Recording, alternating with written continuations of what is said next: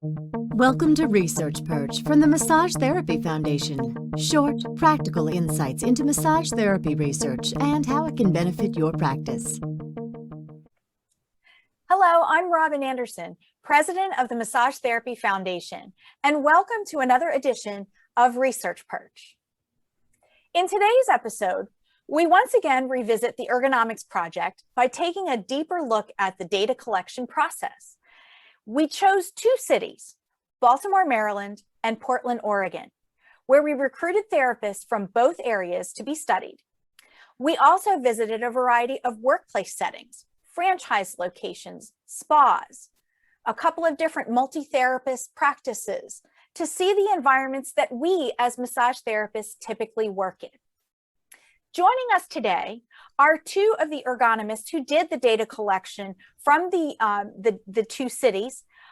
They are our partners from Briotix Health that have joined us in this ergonomics project, Stefan Schulz and Paula Kalmeta. So welcome, Stefan and Paula, to our broadcast. Hey. Thanks for having us. Thank you. So, Stefan, Paula, if you could just sort of introduce yourselves and tell us a little about yourselves and your affiliation with Briotix Health. Yeah, my name is Stefan. I am the Innovation Consulting Manager for Briotix Health, and I'm responsible for leading ergonomic and consulting projects, just like this one. Wonderful. Paula? Yeah, I'm Paula. I've been with this company for quite a while, almost 17 years, and I provide on-site services at some well-known industrial distribution, food manufacturing settings in the Portland metro area, and then also provide program management support to clients locally and throughout our country. Wow. And if I remember correctly, you both have a physical therapy background, correct? Yeah, Yep. That's correct. We're both PTs. We both got into ergonomics through PT. Yep, absolutely. Which is great. And I like working with physical therapists because you all have very similar mindsets to massage therapists too when it comes to taking care of clients and patients. So it was really a joy to work with both of you and being able to do the data collection on this project. So thank you for that. So appreciate that. So let's actually talk about the data collection process in each city.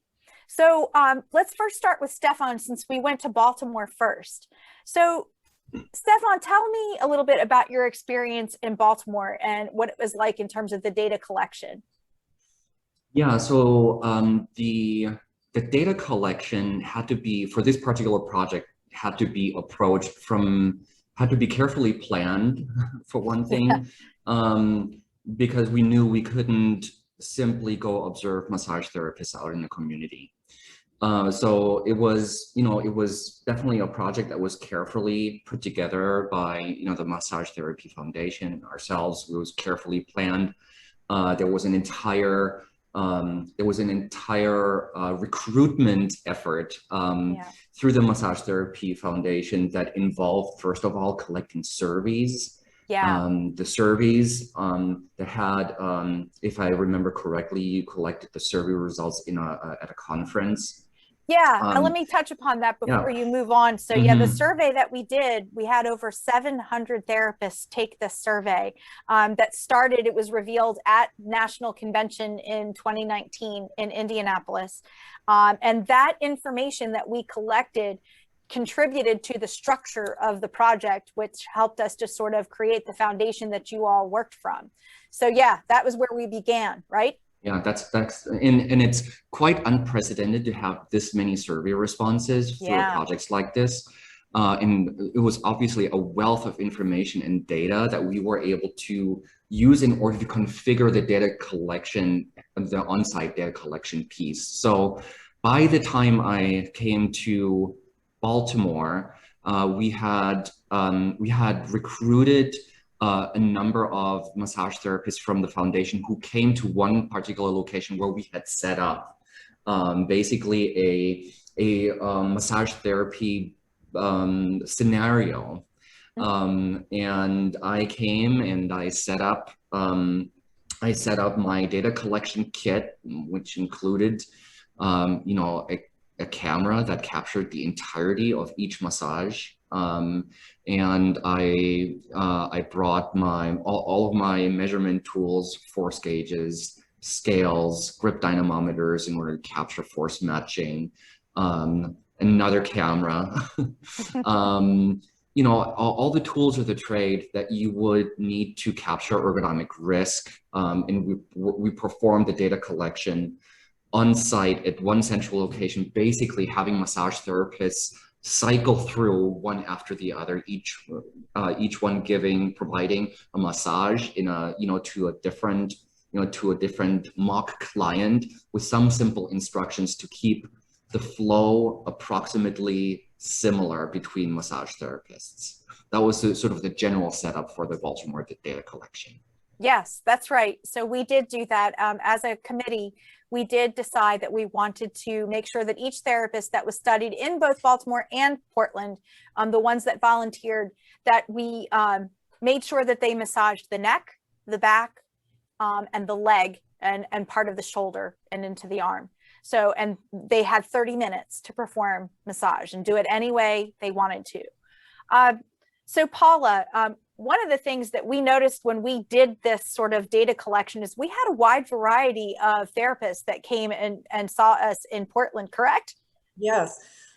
In Portland, what my observations were is we had, from a demographic perspective, we had some people who I think were younger, maybe late 20s, early 30s. And I think we had a few people that were senior citizens, maybe in their 60s, maybe someone even in their 70s. So I thought that was interesting. We had a nice variety of men and women. We had massage therapists who had been working a long time. They had really developed a technique that was unique to themselves, and they had been doing this for quite a while.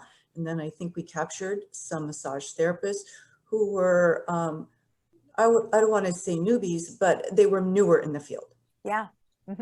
Yeah, and that makes a difference too. I mean, for those of you that are really interested in research, you know, the whole idea is, yes, you want to find sort of your median or your middle ground, but you also want to get your outliers too, because that kind of helps to sort of sculpt the whole view of how things are done.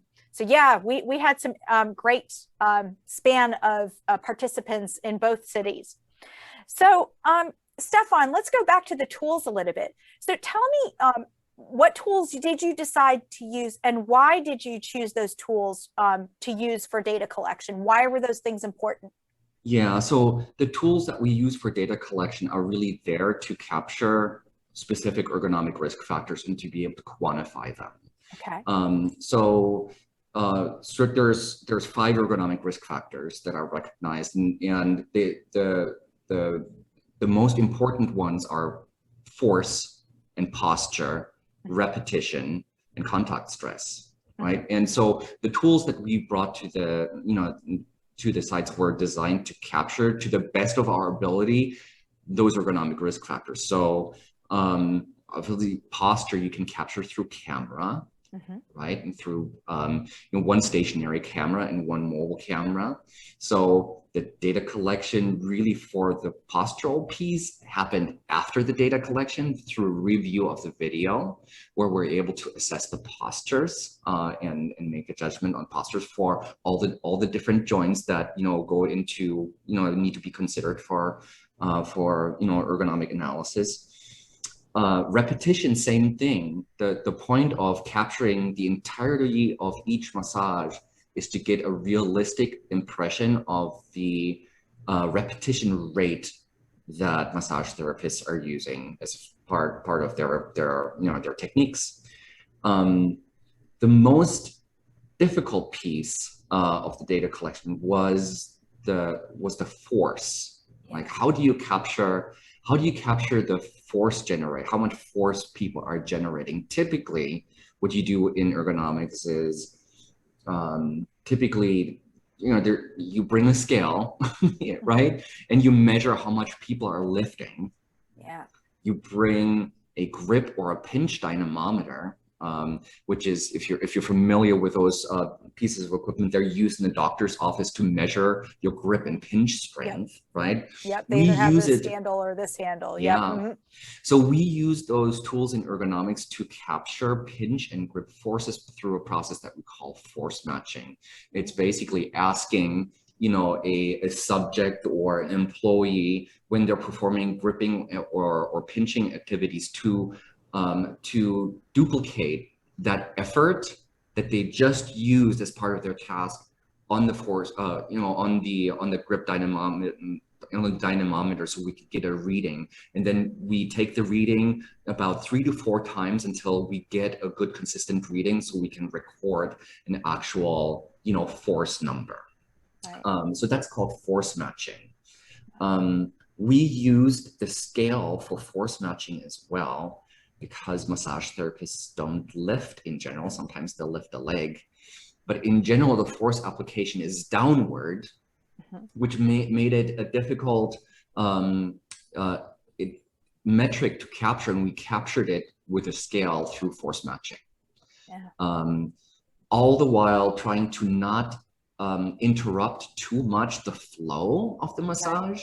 So we did let people know that every once in a while, while you're performing a technique, I will bring a scale right next to you. I'm going to ask you to match the force on the scale that you've just used. So we had to interrupt the you know, the flow of the massage to a degree in order to capture that data. And at the same time, we asked about a 1 to 10 exertion rating, not exertion rating, but the technique rating, right? That depth of tissue depth rating. Oh, right. Is this a 4? Is this a 5? So we could match the force match number to what they were actually saying, how deep they went. Right. And I'm sure that had to be challenging, because everybody has a sort of different perspective of depth of pressure. Yes.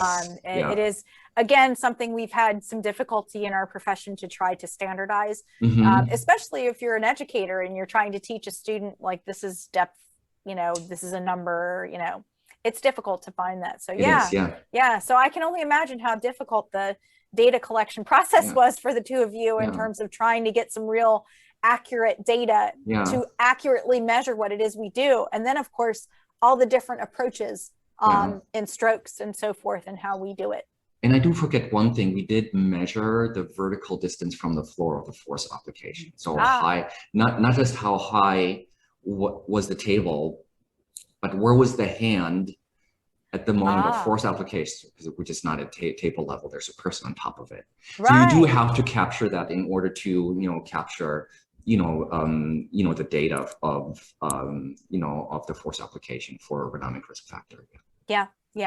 And the only difference that we had between the two locations where we did this data collection was that in Baltimore, we had a hydraulic electric lift table, whereas in Portland, they had portable tables. So, and we were interested to find out how often do people actually change the height of the table? Do they? And to what degree do they? So that was another piece that we captured via video. Right. And we also, I know, recorded that even with the portable tables, did they adjust the tables before the client got on it, you know, and, you know, did they make an adjustment to it, you know, to meet their needs? So, well, Paula, so tell me a little bit about some of the discoveries that you had from observing some of those volunteer therapists. Did you see any similarities or differences in techniques? What kinds of things did you see? Well, I'll start with adjusting the table. I think every person that we evaluated did take a look at the height of the massage table that they were going to be working on. The majority of them adjusted it so it would meet their needs. And if they didn't adjust it, at least they evaluated, yeah, this is where I want it. So that was consistent across the board. I did see quite a bit of variety in terms of approaches. Some therapists had, I think they had a technique that had evolved over time, and they used some very unusual postures. I think Stefan and I, when we looked at this with our ergonomic assessment tools, identified these as higher risk postures. but this was something these people had developed over time. Other folks had some very neutral postures that they used when they performed their techniques. I did see some very similar approaches, though, in terms of how to approach the neck or the back, with long strokes, kind of forward leaning the trunk to get the full length of the trunk, and then that was sort of common, I think. But then there were all these unique approaches that people had developed over time that worked for them, that were kind of fun to look at and identify, is this a safer way to do something, or could there be a more ergonomic approach to this? Yeah. Did we have some really risky people? You know, I think we did. Would you agree with me on that, Stefan? I would say that, yeah. Yeah. We had one individual that chose to get on the table. Yeah. And I thought that surprised me when I was doing the media collection with cameras. So I made sure I got some good pictures of that. I really approached this with a sort of a blank mind. I mean, I am not a massage therapist, so I was curious to see how this is going to come out. Some people kneeled on the floor, which I know when I work in my other settings, that's not the best way to do work, if at all possible, is kneeling. There's a lot of contact force on the knees. There was some unusual approaches with the hand and the elbow. So, it just kind of shows, speaks to what you're doing as to help the massage therapy profession understand what approaches might be higher risk and which might achieve more neutral postures, which is going to help them be more comfortable, have less risk of injury, and have a longer career. Right, right. And the frequency of while you can have some high risk tools, it's just the frequency of how you use them is what really makes a difference. That's one of the hardest things, I think, for therapists to understand, is like they have a certain way of doing things and they constantly approach it. But maybe if you just didn't use those tools as frequently, it kind of balances you out, less risk factor across the board. So definitely makes a difference. A shorter duration of exposure for some of those higher risk approaches. Right. Which is what we want to try to do. I mean, the goal isn't to try to say that this stroke is no good, absolutely cannot do it. We just need to let people know that, well, if you opt to do this particular approach, this is more risky than others. Yeah. And if you're, especially, I come from an educator's background. So for me, I'm going to try to approach it for students who are coming into the field that, look, these are all strokes are all things you can do, all techniques you can use, but just know that if you keep doing the high ones for too long, that eventually that's going to impact your longevity in your career. So you want to try to stay in the low to middle range as best as possible. So great. So now let's shift gears to the locations. So Stefan, tell me a little bit about the things that you discovered in the locations that I took you to here in Baltimore. So we went to a franchise location and a day spa location. So tell me about the things you discovered there. So some of the key takeaways from visiting the locations is that apart from performing the actual work, where you work tends to matter in terms of your exposure to ergonomic risk. One, for example, is use of certain tools that are now fashionable in certain industries, like handheld vibrators, and we know vibration is one of the key ergonomic risk factors, which we've actually engineered out of manufacturing a long time ago. I was curious how that made an appearance. that was something unexpected to me. I thought that too. I mean, having, worked in a manufacturing plant, I was just surprised. I mean, everybody was like, these tools, these trigger point tools and so forth. Everybody's like, oh, this is great. It's going to save your hands. And I had the same inclination, but what about the vibration in holding that tool? Yeah. We kind of missed that. So something like that stood out. The other piece that stood out to me is the scheduling of the workday and what are the tasks that allow you as a massage therapist to break up Yeah. your day and allow your muscles to recover, Mhm. right? So to be highly efficient, oftentimes what we, one location, I believe, the entire laundry was being performed by somebody else. Mhm.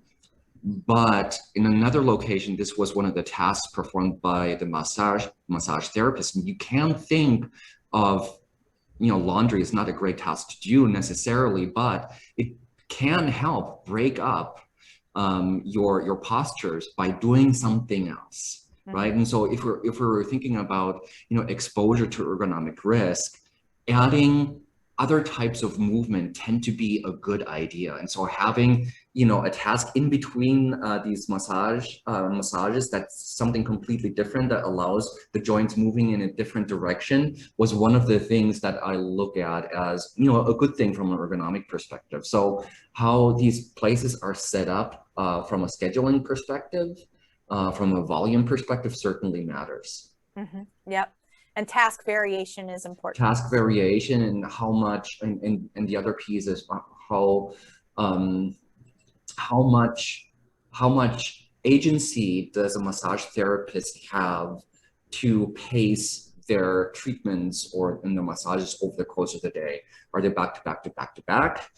Are they able to schedule some recovery time in between? What is the pacing of that? So Right. those things end up mattering. Yeah. And even when we went to the multi-therapist practices in Portland, Paula, we still found that they kept their schedules pretty jam-packed there as well, right? Yes, they did. Although I appreciated that there was some self-direction with that they had some independent decision-making on how they scheduled their clients. And I sensed when I was talking with these individuals that,